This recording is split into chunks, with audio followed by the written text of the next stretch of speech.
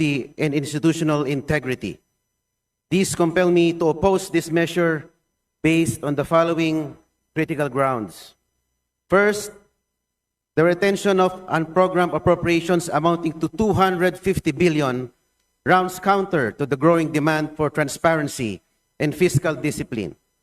These funds, outside the regular budget and subject to broad discretion, have long fueled public distrust. Sa pagsisimula po ng Kongresong ito, sinabi po ng House leadership that the 2026 budget will be the most transparent budget, the most open budget. Pero parang hindi po natin tinupad ang pangakong ito. Akala po natin totoong magbabago na. Akala po natin totoong magre-reforma na. Pero itinago lang pala ang mga questionable pondo under the guise of unprogrammed appropriations. For a new member of this chamber, this is not just a line item.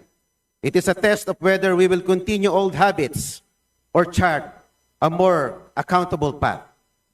Second, the reduction of the Office of the Vice President's budget to 733.2 million, reverting to its 2025 level, disregards the real and tangible work done on the ground. As someone taking my first stand on the national budget, I believe that public service should be funded based on impact, not politics. To ignore performance because of political alignments weakens institutions that we should be strengthening. Third, the huge allocation of 1.4 billion to the Presidential Communications Office for ASEAN to 2026 reflects misplaced priorities. While hosting international events has its place, it should not eclipse the basic needs of our citizens.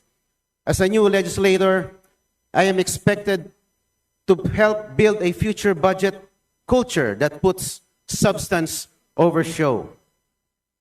At bilang panghuli, the budget process continues with marginalization of regular appropriations committee members. Madam Speaker, may I request for a 1-minute extension? You may proceed. Ako po ay miyembro ng Appropriations Committee.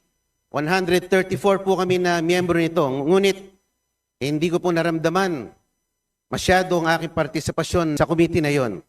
Dahil mangilan-ilan lamang ang may kapangyarihan na mag-approve o mag-deny ng mga amendments. Halos 14 lang sila na miyembro ng Budget Amendments Review Subcommittee o yung BARC.